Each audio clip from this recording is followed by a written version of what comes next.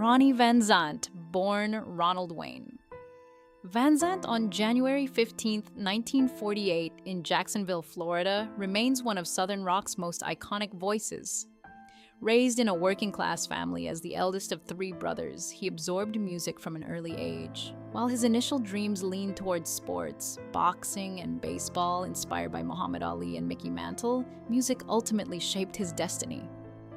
Surrounded by talented friends like Gary Rossington and Allen Collins, Ronnie's path to forming a groundbreaking band was set.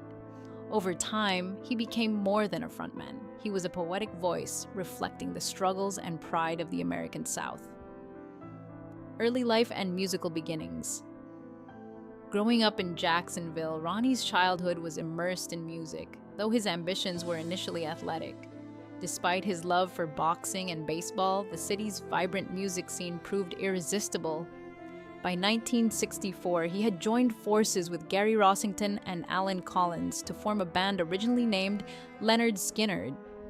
The name, a playful jab at a strict gym teacher, would evolve into the legendary identity we now know. Ronnie's natural charisma and thoughtful demeanor quickly positioned him as the group's philosophical and lyrical leader, setting him apart as a voice capable of turning everyday life and Southern culture into meaningful, memorable songs. Rise of Lynyrd Skynyrd. Through the late 1960s and early 1970s, Lynyrd Skynyrd, later spelled Lynyrd Skynyrd, rose from a local Jacksonville act to a defining force in Southern rock. Their unique blend of rock, blues, and country captivated audiences nationwide. Ronnie's lyrics became the soul of the band, addressing love, hardship, and pride in the South with poetic clarity. Hits like Simple Man, Tuesday's Gone, and Gimme 3 Steps showcased his vocal range and storytelling prowess. Even Freebird, with its soaring guitar solos and emotional intensity, highlighted Ronnie's ability to capture universal human experiences while reflecting his Southern roots. Sweet Home Alabama and Southern Identity. Perhaps no song symbolizes Ronnie Van Zant's impact more than Sweet Home Alabama, written as a response to Neil Young's songs criticizing the South. Released on the 1974 album Second Helping, it became a cultural anthem that celebrated Southern pride while acknowledging regional complexities. Ronnie's songwriting often balanced critique and celebration, reflecting a nuanced understanding of identity. The band's rise coincided with increased attention from major artists like Neil Young, who reportedly wrote Powderfinger with the band in mind. Ronnie's connection to these cultural dialogues highlighted his prominence not only as a performer, but also as a chronicler of Southern life. Stage presence and leadership. On stage, Ronnie's quiet intensity distinguished him from contemporaries who relied on flamboyant theatrics. His signature look, jeans, boots, and a low-hung hat, combined with a calm, commanding presence, drew audiences in. Off-stage, he was equally influential, known as a perfectionist and a natural leader. Ronnie pushed his bandmates to deliver their best work, believing in the music's power and the message it could convey. His leadership style was rooted in respect and expectation, ensuring the band not only performed with skill but also with authenticity, aligning the personal integrity of the music with the public's expectations. Personal life and first marriage. Ronnie's personal life was complex, beginning with his marriage to Nyan Inns on January 2, 1967 in Jacksonville. At the time, he balanced family life with local jobs, including working at Morris Auto Parts, owned by his brother-in-law. Ronnie's remarkable memory for auto parts made him an invaluable asset, demonstrating a practical intelligence mirrored in his songwriting. He and Nyan had one child, Tammy Van Zant, who would later carry forward her father's musical legacy.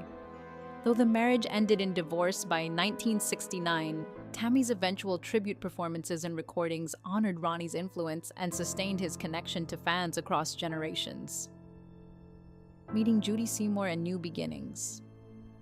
After his divorce, Ronnie's life took a new turn when he met Judy Seymour at a local Jacksonville comic book club.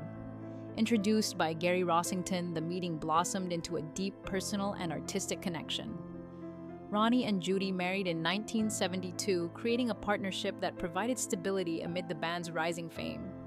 The club itself, a quirky hub of local culture, closed in 1975, leaving only memories of the place where Ronnie's personal life intersected with his creative world. This relationship reflected his ability to find love and inspiration, even amidst the whirlwind of touring, recording, and growing public recognition.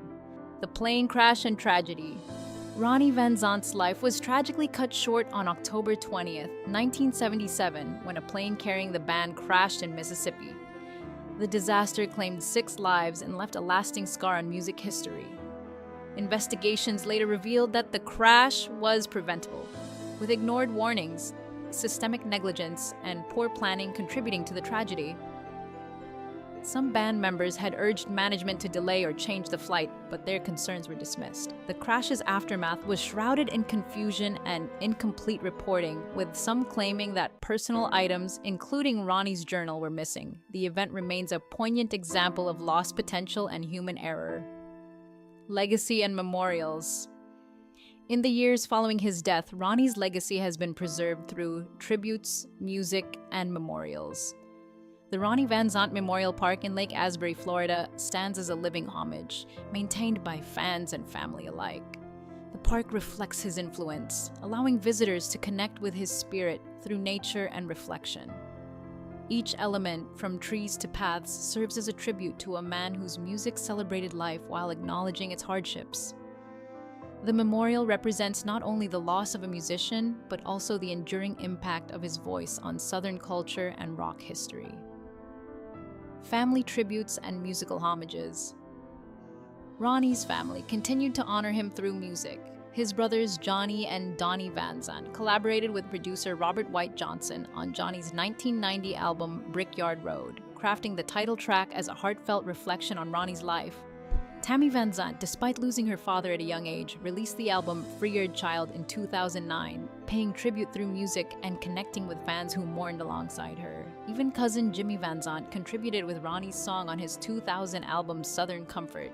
Each tribute captures Ronnie's spirit, blending grief and celebration, ensuring that his influence resonates across generations. Lasting impact on Southern rock. Ronnie Van Zant's influence on Southern rock is profound. His ability to weave personal experience, Southern pride, and nuanced critique into universally relatable music set a standard for the genre. Bands that followed have cited his songwriting and stage presence as foundational influences. Beyond the music itself, Ronnie exemplified the balance between leadership, artistic integrity, and emotional honesty. His life, though tragically short, serves as a reminder that iconic talent often carries deep personal layers. His songs continue to resonate, proving that even in loss, his artistry transcends time. Conclusion: remembering Ronnie Van Zant. The story of Ronnie Van Zant is one of brilliance, tragedy, and enduring legacy. From his early days in Jacksonville to the heights of Southern rock fame, he demonstrated extraordinary talent, leadership, and insight into the human condition. Though his death was preventable and heartbreaking, the music, memories, and tributes left behind ensure that his voice still echoes through time. Fans, family, and musicians continue to celebrate his life, turning grief into inspiration. Ronnie Van Zant remains not only a symbol of Southern rock, but also a testament to the power of music to immortalize the human spirit.